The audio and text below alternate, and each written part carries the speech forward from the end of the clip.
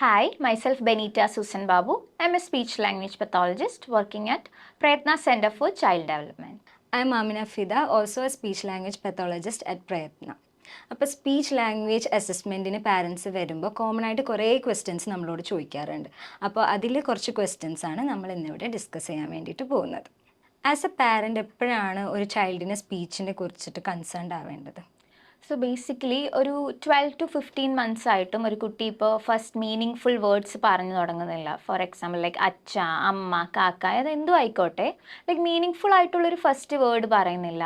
അല്ലെങ്കിൽ ഒരു 2 വയസ്സ് കഴിഞ്ഞിട്ട് അവരിപ്പോൾ 2 വേർഡ്സ് കമ്പൈൻ ചെയ്ത് പറയുന്നില്ല. ഇപ്പം അച്ഛ പോയി അല്ലെ അമ്മ വേണം, അങ്ങനെ 2 വേർഡ്സ് കമ്പൈൻ ചെയ്യുന്നില്ല. പിന്നെ കുട്ടി പറയുന്നതിൽ ക്ലാരിറ്റി ഇല്ല, മറ്റുള്ളവർക്ക് മനസ്സിലാക്കാൻ പറ്റുന്നില്ല. പിന്നെ അതുപോലെ സമപ്രായക്കാരായിട്ടുള്ള മറ്റു കുട്ടികളെ വെച്ച് കമ്പയർ ചെയ്യുമ്പോൾ നമ്മുടെ കുട്ടി പറയുന്നത് ഇച്ചിരി സംസാരത്തിൽ വൈകിയാണ്, കുറച്ച് ചെറിയൊരു ഡിലേ ഉണ്ടെന്നൊക്കെ ഫീൽ ചെയ്താൽ തീർച്ചയായിട്ടും നമുക്കപ്പോൾ ഒരു പ്രൊഫഷണൽ ഹെൽപ്പ് സീക്കേണ്ടതാണ്. അതുപോലെ തന്നെ പാരൻസിന് കുറേ കാര്യങ്ങൾ, ഇപ്പോൾ ലാംഗ്വേജ് ഇമ്പ്രൂവ് ചെയ്യാനാണെങ്കിൽ തന്നെ പാരൻസിന് കുറേ കാര്യങ്ങൾ വീട്ടിൽ ചെയ്യാവുന്നതായിട്ടുള്ളതും ഉണ്ട്. ഇപ്പോൾ ഈ കുട്ടീനോട് ഇങ്ങനെ പറ എന്ന് കുറേ പറയാണ്ട്, നമുക്കിപ്പോൾ ആ കുട്ടിക്ക് കോൺസെപ്റ്റ് അറിയില്ല എന്നുണ്ടെങ്കിൽ ഫസ്റ്റ് ആ ഒരു കോൺസെപ്റ്റ് കുട്ടിക്ക് പറഞ്ഞു കൊടുത്തിട്ട് പിന്നെ അവർക്കൊരു ഓപ്പർച്യൂണിറ്റി ക്രിയേറ്റ് ചെയ്ത് അവർക്ക് പറയാനുള്ളൊരു അവസരം കൊടുത്തിട്ട് അവർക്ക് അതിനനുസരിച്ച് ലാംഗ്വേജ് ഡെവലപ്പ് ചെയ്തെടുക്കാം. അതുപോലെ തന്നെ ആ കുട്ടിയുടെ അടുത്ത് നിന്ന് നമുക്ക് എന്ത് റെസ്പോൺസാണ് നമ്മൾ എക്സ്പെക്റ്റ് ചെയ്യുന്നത് അത് ആദ്യം ആ കുട്ടികൾക്ക് മോഡൽ ചെയ്ത് കൊടുക്കുക. എന്നിട്ട് കുട്ടിക്ക് ഇമിറ്റേറ്റ് ചെയ്യാനുള്ളൊരു ടൈമും വെയിറ്റിംഗ് പീരീഡും കാര്യങ്ങളൊക്കെ അവിടെ കൊടുത്താൽ കുട്ടിക്ക് കുറച്ചും കൂടി ലാംഗ്വേജ് പെട്ടെന്ന് ഇമ്പ്രൂവ് ചെയ്യാനും അവർക്ക് അത് ഒരു അണ്ടർസ്റ്റാൻഡിങ് കുറച്ചും കൂടി കൂടും. അതെ, അതുപോലെ തന്നെ നമ്മൾ കുട്ടികളായിട്ട് ഇൻട്രാക്ട് ചെയ്യുമ്പോൾ നമ്മുടെ ഒരു വോയിസ് മോഡുലേഷൻസ് വരുത്താൻ ശ്രമിക്കുക. നമ്മൾ ഒരുപാട് നമ്മുടെ സൗണ്ട് കൂട്ടി കുറച്ച്, അതുപോലെ നമ്മുടെ പിച്ചും ടോണും ഒക്കെ നല്ലൊരു വേരിയേഷൻസ് വന്നു കഴിഞ്ഞാൽ അത് കുട്ടികൾക്ക് ഭയങ്കര ഇൻട്രസ്റ്റിംഗ് ആയിരിക്കും. അതുപോലെ തന്നെ അവർക്കത് പെട്ടെന്ന് ക്യാച്ച് ചെയ്യാനും പറ്റും. അതുപോലെ നമ്മൾ ധാരാളം ഫേഷ്യൽ എക്സ്പ്രഷൻസ് ഒക്കെ ഇട്ട് സംസാരിക്കുക അവരോട്. പിന്നെ അവർ പറയുന്ന ഇപ്പോൾ ഒരു സിംഗിൾ വേർഡ്സ് ഒക്കെയാണ് പറയുന്നതെങ്കിൽ നമ്മൾ അതിനെ എക്സ്പാൻഡ് ചെയ്ത് കൊടുക്കുക. ഇപ്പം ബോൾ എന്നൊക്കെ പറയുകയാണെങ്കിൽ നമ്മളിപ്പോൾ ബിഗ് ബോൾ അല്ലെ റെഡ് കാർ എന്നൊക്കെ പറയുകയാണെങ്കിൽ റെഡ് കാർ, അങ്ങനെയൊക്കെ അവർ എക്സ്പാൻഡ് ചെയ്ത് കൊടുക്കുക.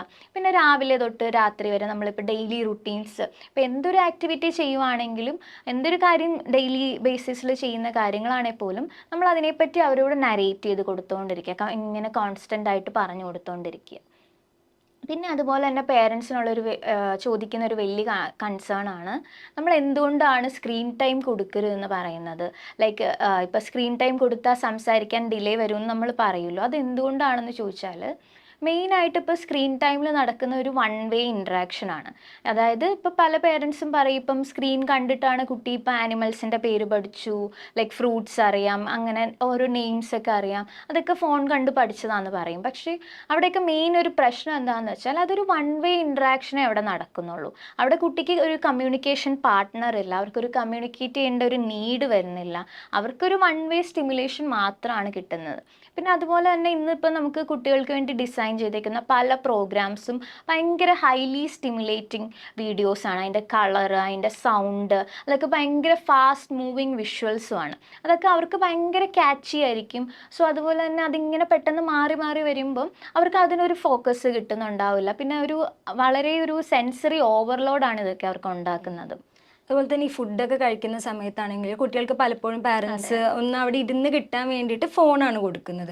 അപ്പോൾ ഈ ഫോണിലാണെന്നുണ്ടെങ്കിൽ ഇപ്പോൾ നമ്മൾ ഒരു വീഡിയോ കണ്ടു കഴിഞ്ഞാൽ അടുത്ത വീഡിയോ അങ്ങനെ അങ്ങനെ പലപ്പോഴും ഇങ്ങനെ പെട്ടെന്ന് അവർക്ക് മാറ്റാൻ വേണ്ടി പറ്റും. അപ്പോൾ അതിനകത്തെന്ന് പറഞ്ഞാൽ അവരുടെ അറ്റൻഷൻ അപ്പോൾ ഭയങ്കര കുറവായിരിക്കും. അതായത് ഒന്ന് കഴിഞ്ഞു കഴിഞ്ഞാൽ അടുത്തത് എന്നുള്ളതാണ് അവരെപ്പോഴും ചിന്തിക്കുന്നത്. അപ്പോൾ അതിപ്പോൾ ഒരു ആളോട് സംസാരിക്കുന്ന അവരിങ്ങനെ കണ്ട് ശീലിച്ചിട്ട് പിന്നെ ഒരാളോട് സംസാരിക്കുമ്പോഴും അവർക്ക് ആ ഒരു പാറ്റേണിൽ, അതായത് ഒരു വെയിറ്റിങ്ങോ അല്ലെങ്കിൽ പേഷ്യൻസ് ഒക്കെ തീരെ ഇല്ലാത്തൊരു ഭയങ്കര ബിഹേവിയറിലായിട്ട് ആ ഒരു ഇതാണ് അവർക്ക്. എന്താണ് പൊതുവേ ആ കൂടുതൽ ടൈം സ്ക്രീൻ ടൈം ഉള്ളവർക്ക് നമ്മൾ കാണുന്ന ഒരു ഇഷ്യൂ അതാണ്.